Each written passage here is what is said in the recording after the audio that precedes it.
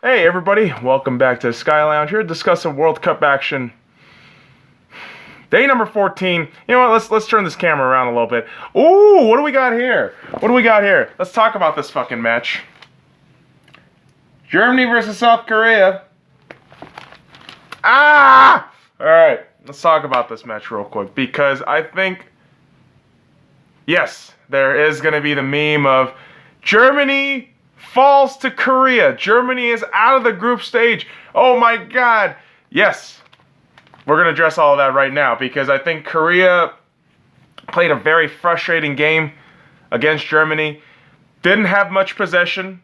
Didn't really take that many passes, but pressured Germany, and also shout out to Choi Honu, who the fucking Korean goalkeeper, number 23. That man is the realest MVP of this entire South Korean squad from start to finish. This man has been a consummate professional in his position, whereas the other players, I can't really say the fucking same. I really can't, despite the fact that they won today 2-0. That's right, boys and girls. South Korea beat Germany 2-0. And yet, I'm still fucking miserable. And I'm gonna explain to you why. So, the goal scorers come in the 90th minute too, after injury time. Of course they fucking do. Because Kim Yong-gun scores a goal, on a VAR challenge, nonetheless. It was a quote-unquote offside goal, but when you see the camera angle, you can clearly tell the German defender is maybe a couple inches ahead of the Korean player. And then the second goal was just an abomination to watch if you're a German fan. And this is where my conflict comes in, because ultimately I'm a South Korean national. I mean, this is my home country. I have nothing good to say about this win, but also some bad shit, which I will talk about. But I'm also a fan of Germany. I'm also a fan of German football. So this is one of those weird, precarious situations where I have to kind of explain myself as to why I'm so fucking upset. And Son Heung-min gets a goal, what I thought to be a hockey-like goal. A hockey empty netter kind of fucking goal, where Neuer was nowhere to be seen. He was nowhere to be seen. Probably he was up the pitch in the fucking in Korea's defensive third, and he's miles outside of his fucking area. And so because of that, Son Heung-min nets a nice, easy, empty net goal. I mean, what else can you really say about that? So, Germany loses 2-0. And I'll explain why I'm so upset. Again, Germany, the reason why I love to watch Germany is because of that idea of football from the ground up. Football from the very foundations of from youth to elite development, to the Bundesliga, to superstar players playing in elite clubs all over the world.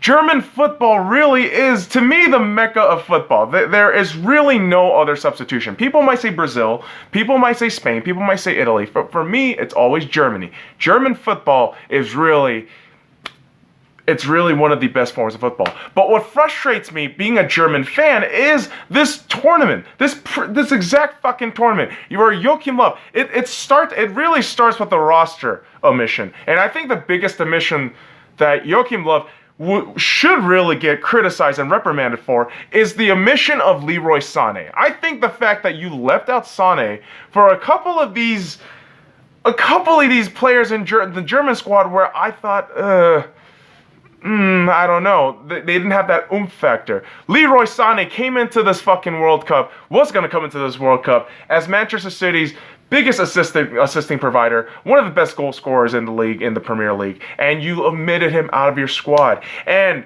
tactically, naive as fuck. How could you just treat the midfield just so blandly? And again, you may criticize Ozil, and me being an Ozil fan, I'm going to fucking defend him. But again, your midfield looked lackluster. You didn't provide enough in there for anything to get going. You benched Julian Draxler? Really? Julian Draxler, you benched him in the last match of the group stage? Really? Okay. So again, it culminates down to the fact that Germany underperformed. Very, very much so. And it's just so fucking upsetting. And I'm going to tell you why I'm disappointed as a Korean fan, too. As a Korean fan, I know a lot of you are thinking, oh, well, job well done.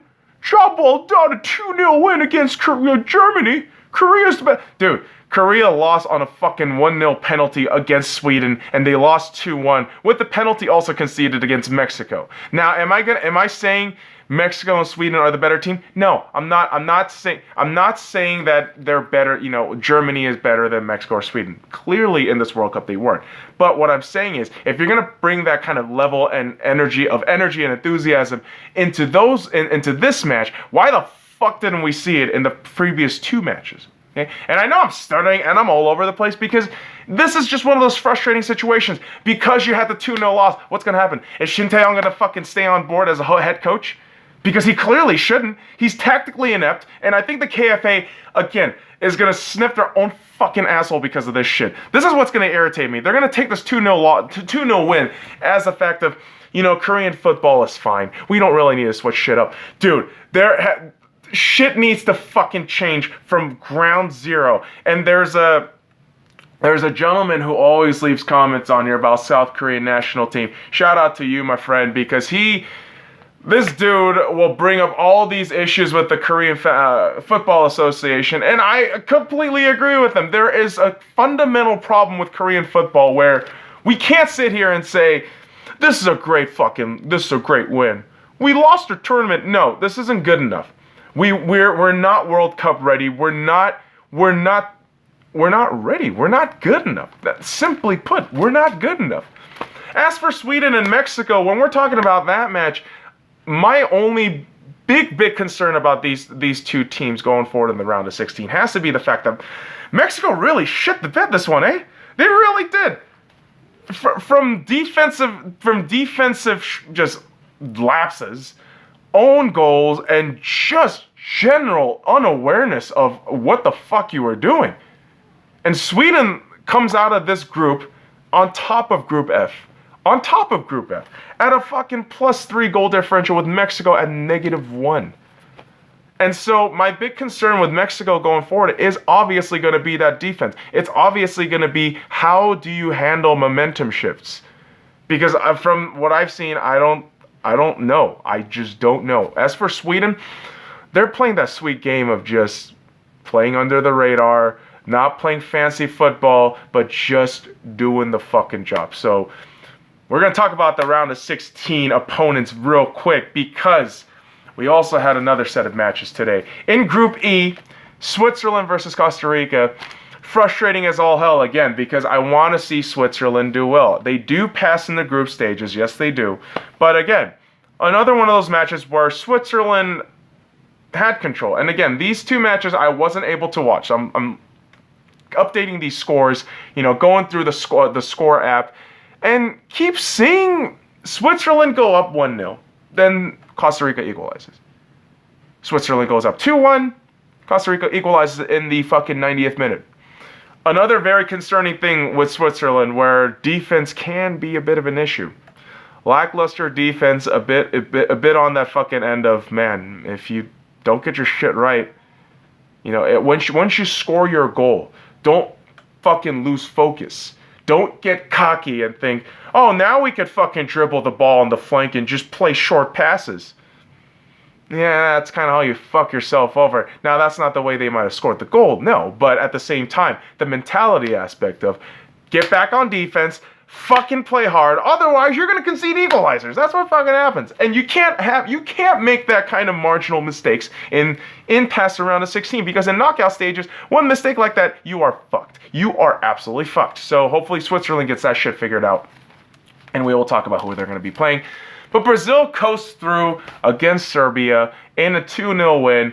And I thought Serbia would have had some juice going forward. I thought after that match, especially against Costa Rica in the opening stages, I thought that was going to be a nice fucking, that was going to be a nice one for them. But they lose to Brazil. Serbia bows out. Costa Rica bows out. So now we have a great matchup between Sweden and Switzerland and Brazil versus Mexico. Brazil versus Mexico, I think, is going to be fascinating. Mainly because the inevitable question comes up for Brazil is, can you keep up this team cohesion? Can you keep up this, this billing of the hype that we've all surrounded Brazil with now? All this fucking hype from the roster to really the roster. Everyone's looking at the roster thinking, man, this Brazil squad has to win. Well, a lot of teams have really disproven themselves. So Brazil needs to come into this round of 16 without that kind of cockiness and think, hey, we're still another team. We still got to play through. We still got to beat another good fucking squad in Mexico, who I think, again, the biggest glaring concern with Mexico has to be that midfield to defense, man. You really got to figure something out about that shit. Otherwise, against Brazil's going to capitalize on lackluster defense. So Mexico really has to provide opportunities for Chicharito to just really get shit going. Lozano, Chicharito, those two guys are going to be the fucking pivotal pieces for Mexico. So hopefully Mexico gets those through, because I can't stand Brazil, folks. I'm not going to lie to you. I'm never going to cheer for Brazil. I don't want them to win, and I hope Mexico goes through. The other match being Sweden versus Switzerland.